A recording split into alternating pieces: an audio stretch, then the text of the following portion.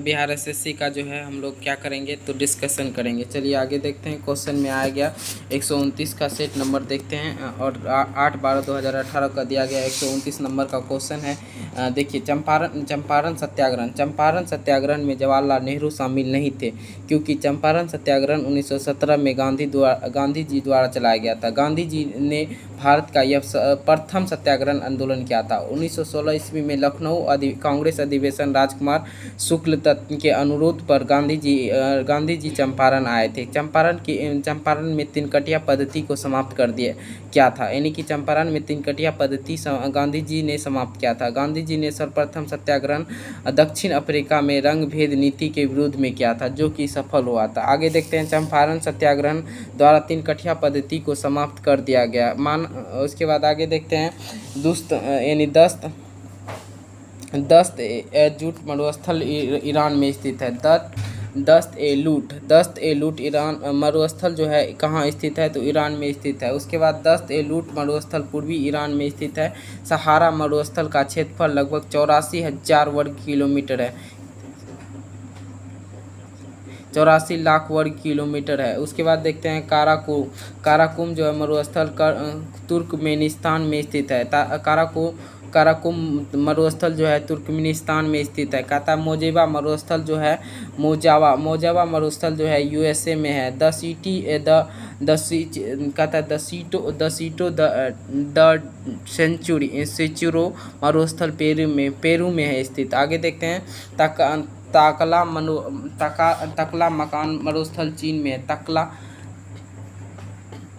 तकला मकान मरुस्थल चीन में। तकला मकान मरुस्थल कहाँ चीन में स्थित है। कुजिलकुम मरुस्थल जो है उज्बेकिस्तान तथा कजाकिस्तान में स्थित है। कुजिकुलुम मरुस्थल उज्बेकिस्तान तथा ताजिकिस्तान में स्थित है। आगे देखते हैं। आगे देखते हैं दोस्तों। मोतीलाल नेहरू ने कहा था कि रोलेक्ट एक्ट में अपील की वकील एवं दलाली की व्यवस्था का अंत कर दिया गया है। मार्च 1918 ईस्वी में रोलेक्ट एक्ट पास हुआ था। इसके तहत बिना सबूत के ही किसी को पकड़कर जेल में भेज दिया जाता था। कब शुरू किया गया था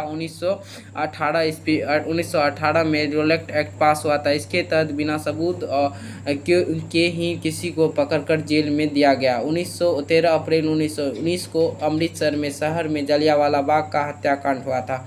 आगे देखते हैं। इस कांड में दुखी होकर रविंद्रनाथ टैगोर ने नाइटहुड की उपाधि क्या कर दिया था, वापस कर दिया था। अंग्रेज को नाइटहुड की ने जो उपाधि दिया था उसे वापस कर दिया था। गांधी जी ने केसर ए हिंद की उपाधि को त्याग दिया था। इस घटना के समय वायसराय लॉर्ड चम्सफोर्ड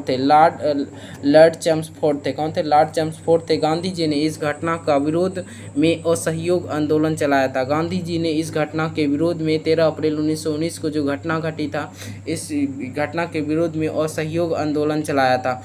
उसके बाद 1504 ईस्वी में सिकंदर लोदी ने बिहार का अभियान किया था। लोदी वंश का संस्थापक बहलोल लोदी था। दिल्ली सल्तनत का अंतिम वंश लोदी वंश था। लोदी वंश का अंतिम शासक इब्राहिम लोदी था। भारत का प्रथम अफगान साम्राज्य का स्थापना बहलोल लोदी ने किया था। भारत का प्रथम अफगान साम्राज्य की स्थापना बहलोल लोदी ने किया था।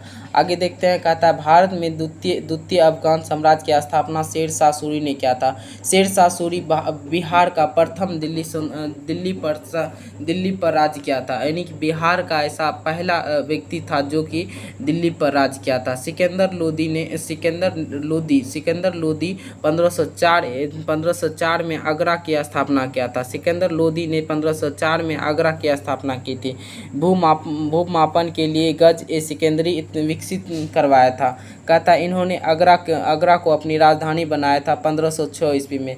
कहता है जो है आपका आगरा को 1506 ईस्वी में क्या बनाया था, अपनी राजधानी बनाया था। किसने बनाया था? सिकंदर लोदी ने अपनी राजधानी कब बनाया था? 1506 ईस्वी में। आगे देखते हैं। पीर अली 1857 की घटना पटना के विरुद्ध विद्रोह का नेतृत्व क्या था? किसने कब किया गया था? 1857 1857 में। पीर अली 1857 की क्रांति में पटना का विद्रोह किया गया था। उसके बाद पीर अली 1857 में हुआ था और 1857 की क्रांति में शहीद होने वाले प्रथम व्यक्ति मंगल पांडे थे। मतलब जो है 1857 की क्रांति में शहीद होने वाले प्रथम व्यक्ति कौन थे, तो मंगल पांडे थे। बिहार में विद्रोह का शुरुआत 12 जून 1857 में रोहिणी गांव देवघर से हुआ था। बिहार में विद्रोह का शुरुआत जो है 12 जून 1857 को रोहिणी गांव से शुरू हुआ था। 1857 की क्रांति में दोस्तों 1857 की क्रांति के विद्रोह के शहीद होने वाला अंतिम नायक तात्या टोपे थे, जो कि 18 अप्रैल 1859 ईस्वी को क्या हो गया था, इसकी निधन हो गया था। 1857 का विद्रोह की शुरुआत 10 मई 1857 में मेरठ से हुआ माना जाता है। कुंवर सिंह ने बिहार के जगदीशपुर से नेतृत्व किया था। पीर अली ने पटना से 1857 के विद्रोह में नेतृत्व किया था। इस विद्रोह को पटना के कमिश्नर विलियम्स टेलर ने भी बलपूर्वक दबा दिया था। वेनेजुएला को घास के मैदान को लोनास कहते हैं। वेनेजुएला का जो घास का मैदान है उसे क्या कहा जाता है, तो लोनास कहते हैं। उसके बाद आगे देखते हैं उष्णकटिबंधीय घास लोनास जो है उष्णकटिबंधीय घास का मैदान लोनास वेनेजुएला में स्थित है। उसके बाद आगे देखते हैं शीतोष्ण कटिबंधीय घास का मैदान पंपास जो अर्जेंटीना में स्थित है। शीतोष्ण कटिबंधीय घास का मैदान अर्जेंटीना में स्थित है। उसके बाद वर्ल्ड द अफ्रीका घास का मैदान को कहा जाता है, वर्ल्ड द अफ्रीका घास का मैदान कहते हैं। डाउन ऑस्ट्रेलिया में घास का मैदान को कहते हैं। उसके बाद प्रेपेरी शीतोष्ण घास को मैदानी उत्तरी अमेरिका में स्थित है। प्रेपेरी शीतोष्ण घास का मैदान उत्तरी अमेरिका में स्थित है। स्टेपीज घास का मैदान यूरेशिया यानी कि यूरोप महाद्वीप में स्थित रूस में भी स्थित है। आगे देखते हैं सवाना घास का मैदान पूर्वी अफ्रीका में स्थित है। सवाना घास का मैदान किस स्थित है, तो पूर्वी अफ्रीका में स्थित है। आगे देखते हैं कैंटरबरी घास का मैदान न्यूजीलैंड में स्थित है। कैंटरबरी घास का मैदान न्यूजीलैंड में स्थित है। पटाना घास जो है मैदान श्रीलंका में स्थित है। पटाना घास मैदान श्रीलंका में स्थित है। 1929 में Akhil Bharatiya trade union federation की स्थापना हुई थी। 1929 ईस्वी में क्या हुआ था, भारतीय ट्रेड यूनियन फेडरेशन की स्थापना हुई थी। 1929 में भारतीय ट्रेड यूनियन की स्थापना हुई थी। भारतीय ट्रेड यूनियन फेडरेशन की स्थापना हुई थी। 1929 ईस्वी में एम जोशी ने Akhil Bharatiya trade union federation की स्थापना की थी। All Indian trade union Congress की स्थापना 1920 ईस्वी में बम्बई में किया गया था। ऑल इंडियन ट्रेड कांग्रेस की स्थापना 1920 ईस्वी में बम्बई में किया गया था। इसका प्रथम अध्यक्ष लाला लाजपत राय थे। इसके प्रथम अध्यक्ष ट्रेड यूनियन के जो प्रथम अध्यक्ष थे कौन थे, तो लाला लाजपत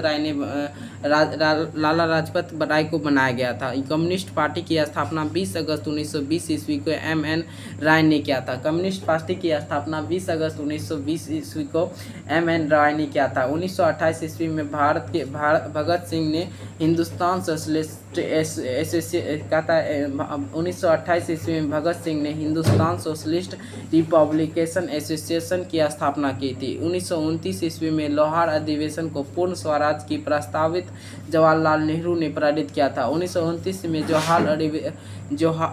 लोहार अधिवेशन में पूर्ण स्वराज का प्रस्तावना जवाहरलाल नेहरू ने प्रेरित करवाया था। रजनामा महाभारत की फारसी अनुवादी है। रजनामा महाभारत की फारसी अनुवादी है। उसके बाद महाभारत और रामायण भारत के दो प्राचीन महाकाव्य हैं। सबसे बड़ा महाकाव्य महाभारत और विश्व का है। कहता है इसके प्राचीनतम नाम जयसिंह है। इसका फारसी अनुवाद रजनामा नाम बदनी निकीब है। उसके बाद आगे देखते हैं खां शेख सुल्तान जो है खां शेख सुल्तान आदि ने किया था। पंचतंत्र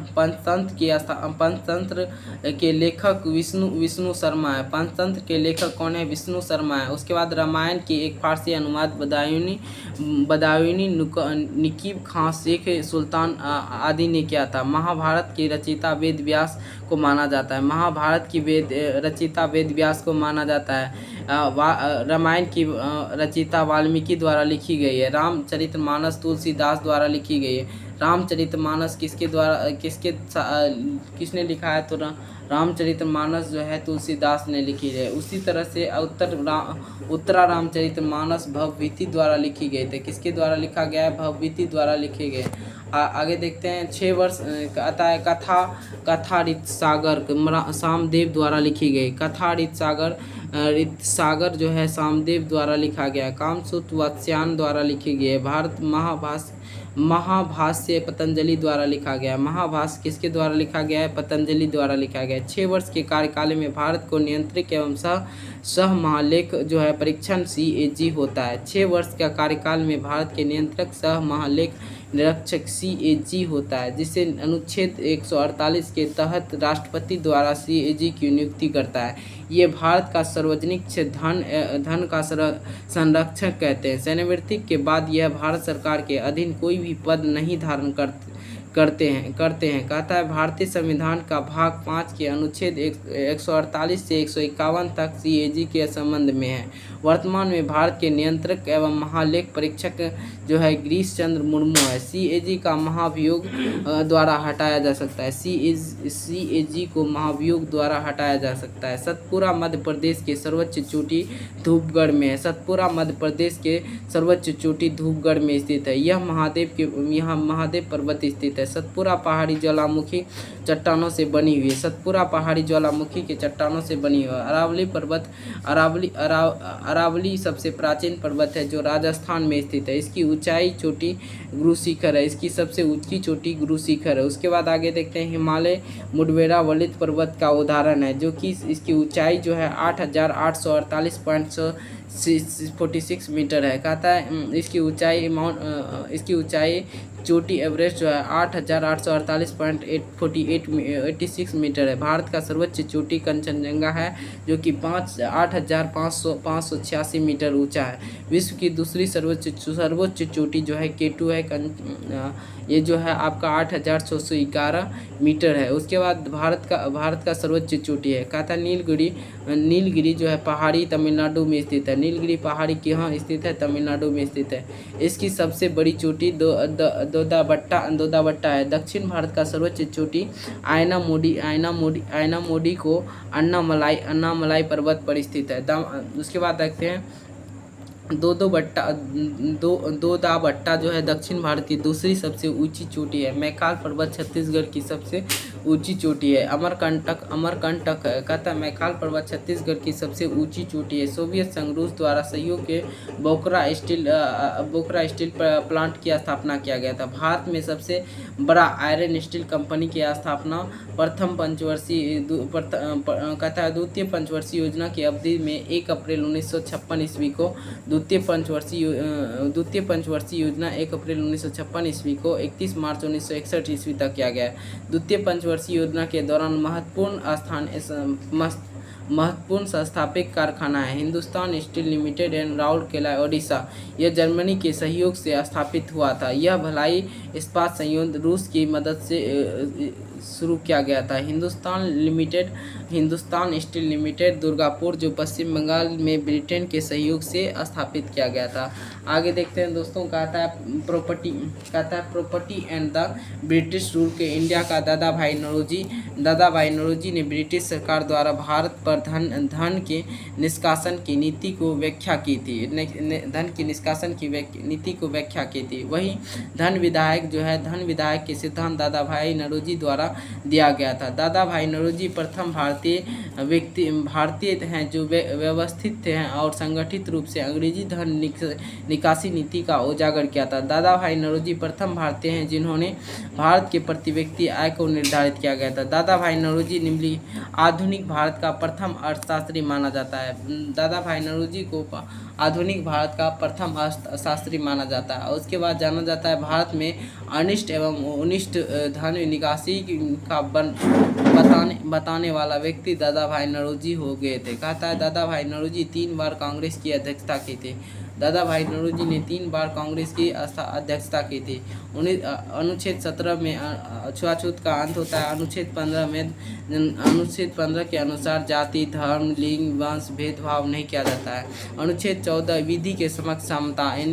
अनुच्छेद 16 स्वर की समानता। भारतीय संविधान में प्रथम मौलिक अधिकार जो है समता का अधिकार है। अनुच्छेद 14 में 14 से 18 तक समता का अधिकार है। उसी तरह से बंधुआ मजदूर उन्मूलन जो है कि उन्मूलन एक्ट 1976 ईस्वी में 76 में लाया गया था। शाहनामा लेखक हैं फिरोजदेसी। कहता है अकबरनामा है अबुल फजल। आईने इकबरी हैं अबुल फजल। किताब अल हिंद है अलबर्नी। उसी तरह से इस किताब तहकीक के हिंद के भारत की खोज से भी जाना जाता है। कहता है किताब तहकीक हिंद भारत की खोज के नाम से भी जाना जाता है। अमीर खुसरो ने तुर्की हिंद भारत का तोता भी कहा जाता है। उसके बाद तबला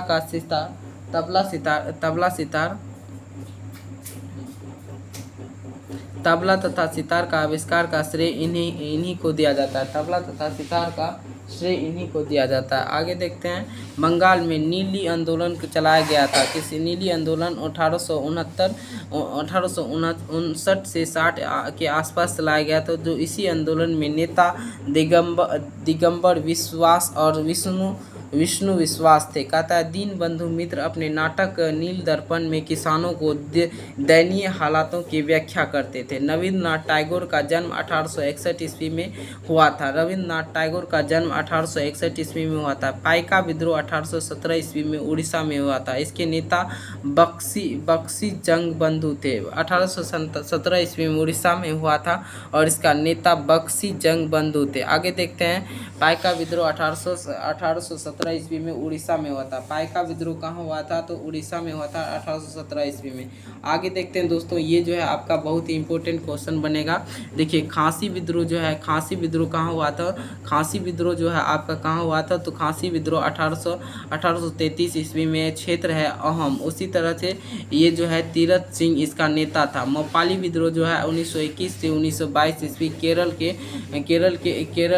में किया गया था। मोपाली विद्रोह केरल में अली मुसीलायक था। उसके बाद सन्यासी विद्रोह जो है 1766 से 1770 तक हुआ था। बिहार बंगाल में केना सरकार द्वारा ये इसका नेता था। केना सरकार जो है इसका नेता था। आगे देखते हैं दोस्तों, कहता है रपप्पा विद्रोह जो है 1879 ईस्वी में आंध्र प्रदेश सीताराम रज्जू के द्वारा किया गया था। फकीर विद्रोह जो है 1786 से 1776 से बंगाल में किया गया था। मुजन शाह और चिराग अली के द्वारा किया गया था। चुआड़ विद्रोह जो है 1758 ईस्वी में बंगाल के दुर्जन सिंह के द्वारा किया गया था।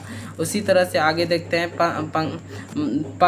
पगलपंथी विद्रोह जो बंगाल में करम शाह और टीपू के द्वारा किया गया था। पगलपंथी विद्रोह कब हुआ था? तो बंगाल में हुआ था 1825 ईस्वी में, जो करम शाह और टीपू सुल्तान सिंह ने किया था। उसके बाद आगे देखते हैं पगलपंथी विद्रोह बंगाल में हुआ था 1825 ईस्वी में। संताल विद्रोह बिहार के सिद्धत कुन्हू में हुआ था। कुकू विद्रोह 1872 ईस्वी में पंजाब में हुआ था, बाबा राम सिंह और बालक सिंह के द्वारा। मुंडा आंदोलन 1894 से 1900 तक हुआ था, बिहार में बिरसा।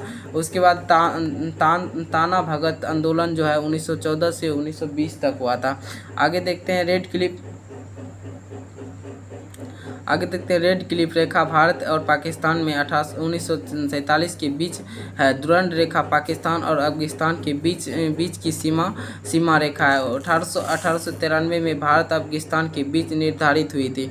आगे देखते हैं 49वीं समांतर रेखा यूएसए और कनाडा के बीच स्थित है। 49वीं समांतर रेखा जो है भारत और किसके बीच में है? तो यूएसए और कनाडा के बीच स्थित है। कहता है 17वीं समांतर रेखा जो है उत्तरी वियतनाम एवं दक्षिणी वियतनाम के बीच है। 17वीं समांतर रेखा जो है उत्तरी वियतनाम एवं दक्षिणी वियतनाम के बीच है। 24 डिग्री समांतर रेखा जो है पाकिस्तान और भारत के बीच रेखी गई रेखा है। मैकमोहन रेखा भारत और चीन के बीच 1914 ईस्वी में खींचा गया था।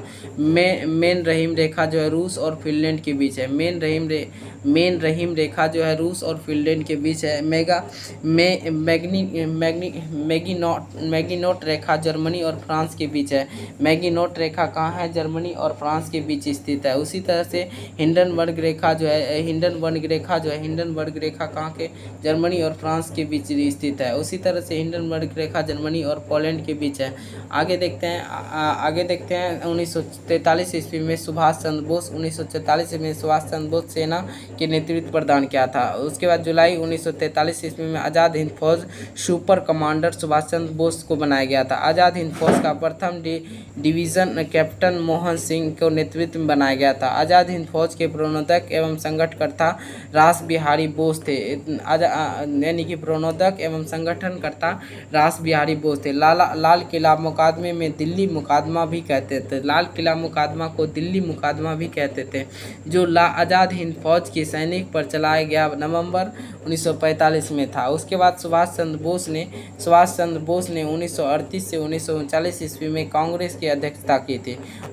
सुभाष चंद्र बोस ने 1938 से 1939 के बीच कांग्रेस की अध्यक्षता की थी। थैंक यू, मिलते हैं अगले वीडियो में, तब तक के लिए जय हिंद।